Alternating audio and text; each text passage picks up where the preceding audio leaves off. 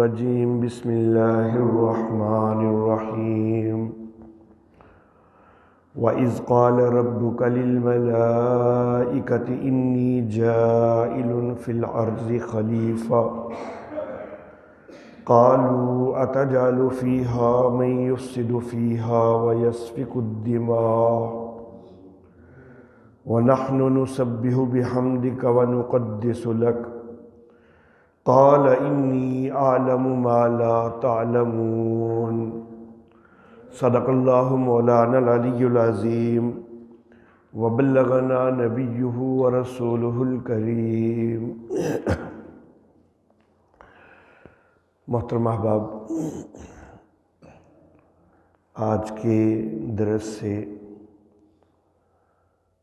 ہم انبیاء کرام علیہم السلام کی تاریخ کا سلسلہ شروع کر رہے ہیں، اور آج اس حوالہ سے پہلے درس قرآن میں ہم سیدنا آدم علیہ الصلاۃ والتسلیمات ان کا ذکر شروع کریں گے۔ حضرت آدم علیہ الصلاۃ والتسلیمات، ان کا نام قرآن حکیم کے اندر 25 دفعہ آیا ہے، 25 آیات مبارکہ میں۔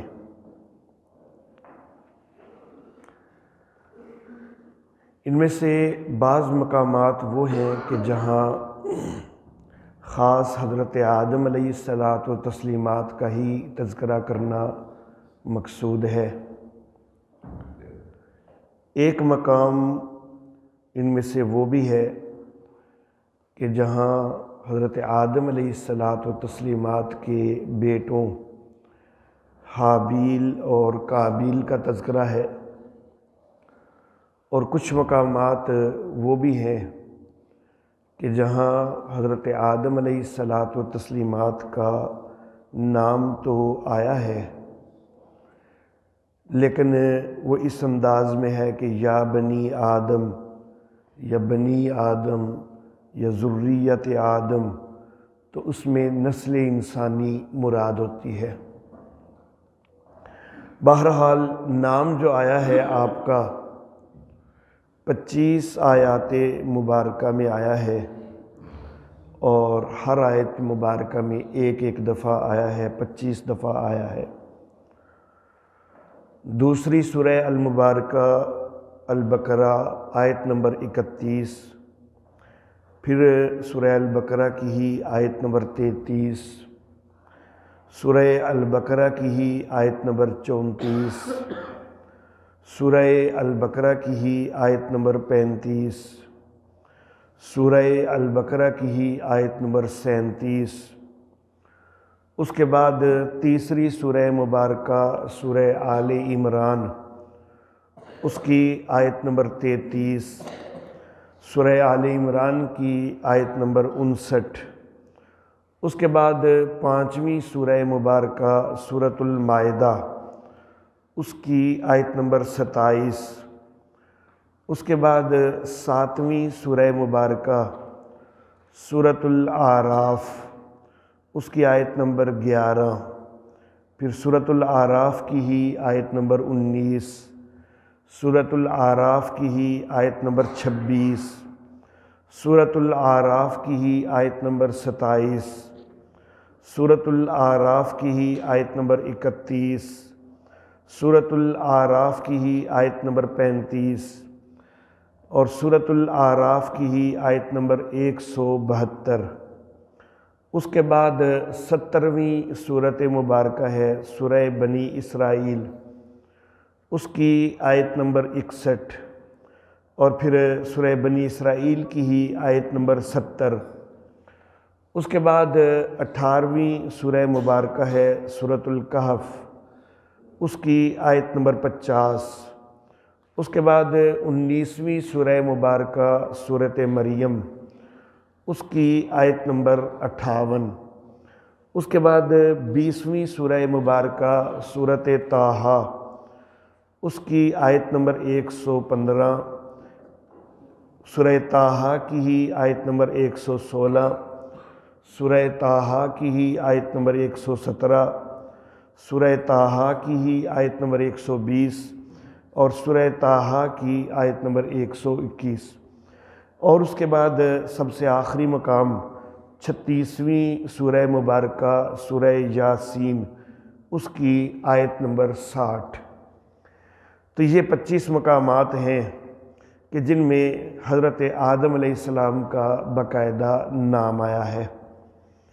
ان میں سے سورہ مائدہ کی آیت نمبر 27 میں جو نام آیا ہے تو وہاں تذکرہ جو ہے وہ حابیل اور قابیل کا ہے۔ سورہ اعراف میں جو مختلف جگہوں پر آیا ہے تو 26، 27، 31، 35 اور 172 آیتوں میں نسل انسانی کا تذکرہ ہے، یا بنی آدم کے لفظ سے اور بنی آدم کے لفظ سے۔ سورہ بنی اسرائیل کی آیت نمبر 70 میں بنی آدم کا لفظ ہے۔ سورہ مریم کی آیت نمبر 58 میں ذریت آدم کا لفظ ہے، اور سورہ یاسین کی آیت نمبر 60 میں یا بنی آدم کا لفظ ہے۔ تو بہرحال یہ تو 25 جگہ پر نام ہو گیا۔ اب خاص حضرت آدم علیہ الصلاۃ و تسلیمات کا ذکر جن مقامات پر ہے اور ہے بھی نام کے ساتھ، تو وہ 7 مقامات ہیں۔ دوسری سورت سورۃ البقرہ کی آیت نمبر 30 سے 39 تک حضرت آدم علیہ السلام کا ذکر چلتا ہے۔ تیسری سورت آل عمران کی آیت نمبر 33 میں حضرت آدم علیہ الصلاۃ و تسلیمات کا تذکرہ ہے۔ تیسری سورت ہی آل عمران کے اندر آیت نمبر 59 میں بھی سیدنا آدم علیہ الصلاۃ و تسلیمات کا تذکرہ ہے۔ 7ویں سورہ مبارکہ سورۃ الاعراف کی آیت نمبر 11 سے آیت نمبر 25 تک سیدنا آدم علیہ الصلاۃ و تسلیمات کا تذکرہ چلتا ہے۔ سورہ بنی اسرائیل کی آیت نمبر 17ویں سورہ مبارکہ ہے، آیت نمبر 61 سے 65 تک حضرت آدم علیہ الصلاۃ و تسلیمات کا تذکرہ موجود ہے۔ 18ویں سورت سورۃ الکہف کی آیت نمبر 50 میں سیدنا آدم علیہ الصلاۃ و تسلیمات کا تذکرہ ہے، اور 20ویں سورت سورہ طٰہٰ میں آیت نمبر 115 سے 124 تک سیدنا آدم علیہ الصلاۃ و تسلیمات کا تذکرہ ہے۔ یہ 7 وہ مقامات ہیں کہ جہاں حضرت آدم علیہ الصلاۃ و تسلیمات کا ذکر ہے اور اس میں باقاعدہ ان کا نام بھی موجود ہے۔ البتہ قرآن حکیم کے بعض دیگر مقامات ایسے بھی ہیں کہ جہاں کسی نہ کسی انداز میں سیدنا آدم علیہ الصلاۃ و تسلیمات کا ذکر تو ہے لیکن ان کا نام نہیں ہے۔ حضرت آدم علیہ الصلاۃ و تسلیمات، اللہ رب العزت نے ان کو یہ بہت بڑا امتیاز دیا کہ جس وقت حضرت آدم علیہ الصلاۃ و تسلیمات کو اللہ رب العزت نے بنانے کا ارادہ کیا تو اللہ رب العزت نے باقاعدہ فرشتوں کے سامنے ذکر کیا۔ اللہ رب العزت اس کا تذکرہ فرماتے ہیں اسی آیت مبارکہ میں جو میں نے شروع میں تلاوت کی ہے کہ وَإِذْ قَالَ رَبُّكَ لِلْمَلَائِكَةِ، اور جب تیرے رب نے فرشتوں سے کہا اِنِّي جَائِلٌ فِي الْأَرْضِ خلیفہ، بے شک میں زمین میں خلیفہ بنانے والا ہوں۔ اسی چیز کو سورۃ الحجر کی آیت نمبر 28 میں اللہ رب العزت نے یوں ذکر فرمایا کہ وَإِذْ قَالَ رَبُّكَ لِلْمَلَائِكَةِ إِنِّي خَالِقٌ بَشَرًا مِّن صَلْصَالٍ مِّنْ حَمَإٍ مَّسْنُونٍ۔ اسی چیز کو اللہ رب العزت نے سورہ صاد کی آیت نمبر 71 میں یوں فرمایا کہ اذ قال ربک للملائکۃ انی خالق بشرا من طین۔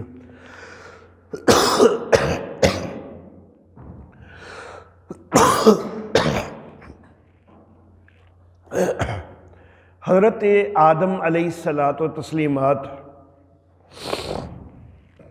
ان کی تخلیق سے بھی پہلے باقاعدہ فرشتوں کے سامنے جو اللہ رب العزت نے حضرت آدم علیہ الصلاۃ والتسلیمات کو بنانے کا اظہار فرمایا ہے، تو میں سمجھتا ہوں کہ اس کے اندر حضرت آدم علیہ الصلاۃ والتسلیمات اور نسل انسانی کے لیے ایک بہت بڑا اعزاز ہے۔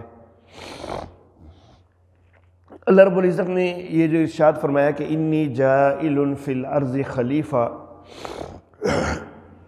تو خلیفہ کے لفظ سے صرف حضرت آدم علیہ الصلاۃ والتسلیمات ہی مراد نہیں ہے، بلکہ حضرت آدم علیہ الصلاۃ والتسلیمات کے علاوہ نسل انسانی بھی اس میں آ جاتی ہے۔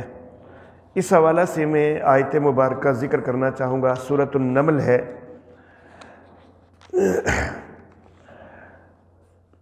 20واں سپارہ سورۃ النمل، 20ویں سپارے کا پہلا ہی صفحہ ہے۔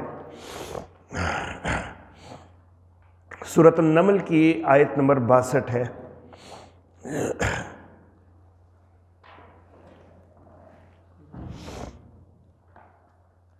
اللہ رب العزت فرماتے ہیں کہ اَمَّن يُجِيبُ الْمُضْطَرَّ إِذَا دَعَاهُ وَيَكْشِفُ السُّوءَ،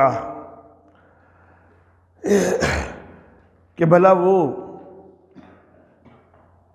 کہ جو بے قرار کو اس کی پکار کا جواب دیتا ہے جب وہ اس کو پکارے، وَيَكْشِفُ السُّوءَ، اور وہ برائی کو دور کرتا ہے، وَيَجْعَلُكُمْ خُلَفَاءَ الْأَرْضِ، اور وہ تم کو زمین کے خلفاء بناتا ہے، أَإِلَٰهٌ مَّعَ اللَّهِ، کیا اللہ کے ساتھ کوئی اور معبود ہے، قَلِيلًا مَّا تَذَكَّرُونَ، بہت کم تم سوچتے ہو، نصیحت حاصل کرتے ہو۔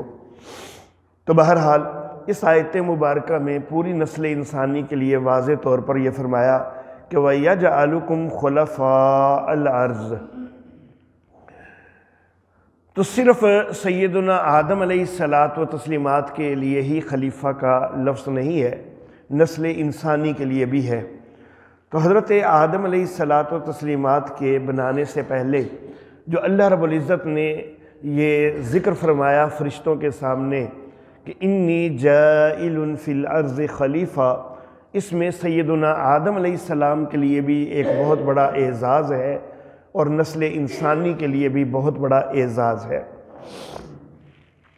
یہ اعزاز کس طرح ہے، میں اس کی مثال دیا کرتا ہوں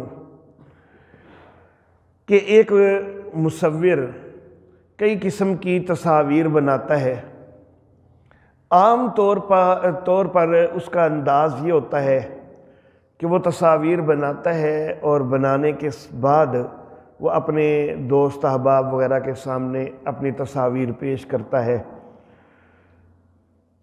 عموماً تصویر بنانے سے پہلے وہ کوئی ذکر کرنا ضروری نہیں سمجھتا کہ میں دوستوں کو سامنے ذکر کروں کہ میں فلاں تصویر بنانے لگا ہوں، کوئی تھوڑا بہت سرسری ذکر کبھی کسی کا کر دیا۔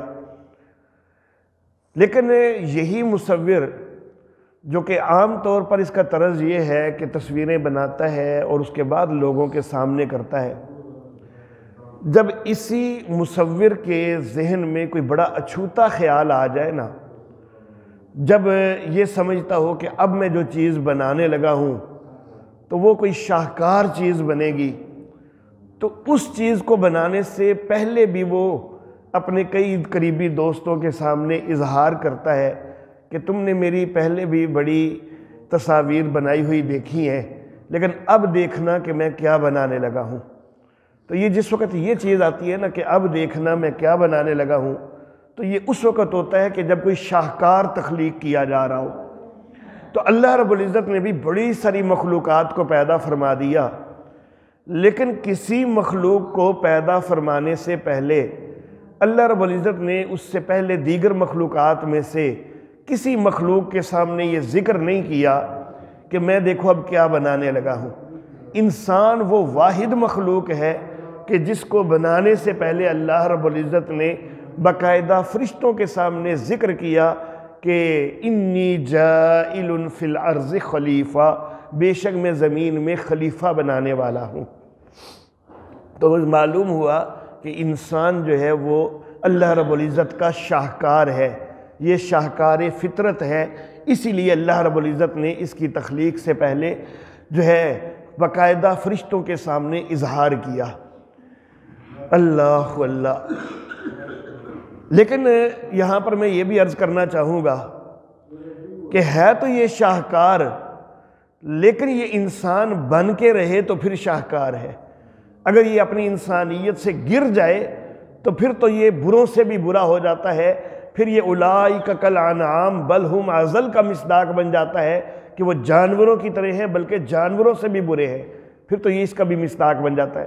لیکن اگر یہ واقعی انسان بن کے رہے تو پھر یہ خلیفہ ہونے کا حق ادا کرنے والا بنے، تو پھر جو ہے یہ واقعی جو ہے یہ سب سے اعلیٰ ہے، سب سے اشرف ہے۔ اللہ اللہ۔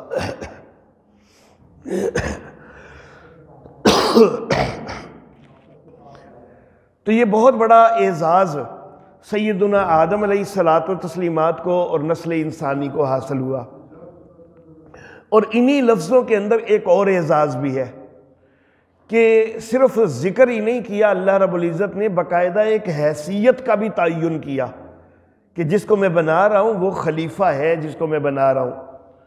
تو خلیفہ کی حیثیت کو معمولی حیثیت نہیں ہے۔ خلیفہ کا معنی یہ سمجھنا کہ انسان اللہ کا خلیفہ ہے، خلیفہ اس کو کہتے ہیں کہ جو کسی کے بعد آئے، تو اس مفہوم میں یہ اللہ کا خلیفہ اس کو قرار دینا یہ بالکل غلط ہے۔ معاذ اللہ ثم معاذ اللہ، ایسا نہیں ہے کہ اللہ رب العزت کے بعد آنے والا ہے یہ کوئی۔ اللہ رب العزت ہمیشہ سے ہے، ہمیشہ رہنے والے ہیں، باقی ساری کائنات اور ساری مخلوقات وہ سب کچھ فانی ہے، اللہ رب العزت کی ذات باقی ہے۔ تو خلیفہ کا مطلب جو ہے وہ اللہ رب العزت کا خلیفہ اس معنی میں نہیں ہے کہ اللہ کے بعد آنے والے، معاذ اللہ، ایسا نہیں ہے۔ اور خلیفہ بعض اوقات معاون اور مددگار کے معنی میں بھی ہوتا ہے، لیکن اس معنی میں بھی یہ خلیفۃ اللہ نہیں ہے۔ اللہ رب العزت کو کسی معاون مددگار کی کوئی ضرورت نہیں ہے۔ اللہ الصمد، اللہ بے نیاز ہے، کسی معاون مددگار کی کوئی ضرورت نہیں ہے۔ اللہ اللہ۔ تو ان معنوں میں خلیفہ نہیں ہے۔ انسان خلیفہ ہے اس مفہوم میں کہ مفسرین نے یہاں پر ایک جملہ کہا کہ قوم یخلف بعضهم بعضا، کہ خلیفہ اس قوم کو کہتے ہیں کہ جو ایک دوسرے کے بعد آئیں۔ ایک نسل ختم ہو رہی ہے، پھر دوسری نسل آ رہی ہے، پھر وہ ختم ہو رہی ہے، پھر اگلی نسل آ رہی ہے، یہ ایک دوسرے کے پیچھے آنے والے ہیں، اس لیے ان کو خلیفہ کہا گیا۔ لیکن پھر یہاں پر معاملہ یہ ہے کہ اگر ایک دوسرے کے پیچھے آنے والے ہیں تو یہ چیز تو جانوروں میں بھی پائی جاتی ہے، وہ بھی تو نسل در نسل ایک دوسرے کے پیچھے آتے ہیں، تو پھر تو ان کو بھی خلیفہ کہا جانا چاہیے۔ لیکن یہاں پر انسان کے اندر ساتھ ایک دوسرا امتیاز بھی موجود ہے کہ انسان کو صاحب شعور بنایا گیا ہے اور صاحب اختیار اور صاحب اقتدار بنایا گیا ہے، تو اس لیے یہ خلیفہ کا اعزاز حاصل کرنے کا مستحق ہے کہ یہ نسل در نسل ایک دوسرے کے پیچھے آتے ہیں انسان، اور یہ کچھ نہ کچھ اقتدار رکھتے ہیں، کچھ نہ کچھ اختیار رکھتے ہیں، باقی مخلوقات جو ہیں ان کو یہ مغلوب کرنے کی صلاحیت بھی رکھتے ہیں، کائنات کو بھی انسان کے لیے مسخر کیا گیا ہے۔ تو ان وجوہات کی بنا پر انسان کو خلیفہ کہا گیا ہے کہ اس کو کسی نہ کسی انداز میں اپنے افعال پر اختیار دیا گیا ہے۔ کلی اختیار انسان کو نہیں دیا گیا اپنے سارے افعال پر۔ سیدنا علی المرتضیٰ رضی اللہ تعالی عنہ، ان سے کسی نے پوچھا کہ کیا انسان مجبور ہے یا مختار ہے؟ تو سیدنا علی رضی اللہ تعالیٰ عنہ نے کہا کہ ذرا اپنا ایک پاؤں اٹھاؤ، ایک قدم اٹھاؤ۔ اس بندے نے اٹھا لیا۔ حضرت علی نے کہا کہ اس کو رکھے بغیر دوسرا اٹھاؤ۔ وہ کہتے یہ تو نہیں ہو سکتا، اس کو رکھے بغیر میں کیسے دوسرا اٹھا لوں؟ تو اس طرح حضرت علی نے سمجھا دیا کہ دیکھ تجھے اختیار دیا تو گیا ہے، جب تو نے چاہا ایک قدم تو اٹھا لیا، لیکن تجھے اپنے جسم پر اتنا اختیار نہیں ہے کہ تو دونوں قدم بیک وقت اٹھا سکے۔ اللہ اللہ، تو کلی اختیار انسان کو نہیں دیا گیا، لیکن کچھ نہ کچھ مختار بنایا گیا ہے، کچھ نہ کچھ مختار بنایا گیا، تو بھی تو حساب و کتاب ہے۔ اگر انسان مکمل مجبور ہے تو پھر تو حساب و کتاب بھی نہیں ہونا چاہیے نا، پھر تو اس کا کوئی جرم ہی نہیں ہے۔ تو انسان کو اپنے افعال پر مختار بنایا گیا ہے، اور اللہ رب العزت فرماتے ہیں کہ ہم نے امانت جو ہے وہ پیش کی پھر پہاڑوں وغیرہ پر، لیکن انہوں نے لینے سے انکار کیا۔ انسان ہی تھا کہ جس نے اس امانت کو اختیار کیا۔ تو اس کے یہ اسی لیے نا کہ یہ کچھ صاحب اختیار ہے، کچھ صاحب اقتدار ہے، تو اس لیے اس کو خلیفہ کہا گیا ہے کہ یہ اللہ کا خلیفہ نہیں، اللہ کی طرف سے خلیفہ ہے۔ اللہ کا خلیفہ، خلیفۃ اللہ لفظ تو بول دیتے ہیں سیدنا آدم علیہ الصلاۃ والتسلیمات کے لیے، لا الہ الا اللہ آدم خلیفۃ اللہ، لیکن اس سے مراد خلیفہ سے یہ نہیں ہے کہ اللہ کے بعد آنے والے، بلکہ اللہ کے خلیفہ سے مراد ہے اللہ کی طرف سے خلیفہ، اللہ کی طرف سے مقرر کردہ خلیفہ۔ تو بہرحال یہ خلیفہ اللہ رب العزت کے بعد آنے والے یا اللہ کے معاذ اللہ کوئی معاون مددگار کی حیثیت سے نہیں ہے، بلکہ ایک دوسرے کے پیچھے آنے والے اور زمین کے اندر اپنے معاملات میں کچھ اختیار اقتدار رکھنے والے، صاحب شعور ہونے والے، اس لحاظ سے ان کو خلیفہ کہا گیا ہے۔ اللہ رب العزت ہمیں یہ خلافت کا حق ادا کرنے کی توفیق عطا فرمائے، اور اللہ رب العزت ہمیں اس راستے پر چلائے کہ جو صحیح راستہ ہے، کہ جو خلیفہ کو زیب دیتا ہے۔ وآخر دعوانا الحمدللہ رب العالمین۔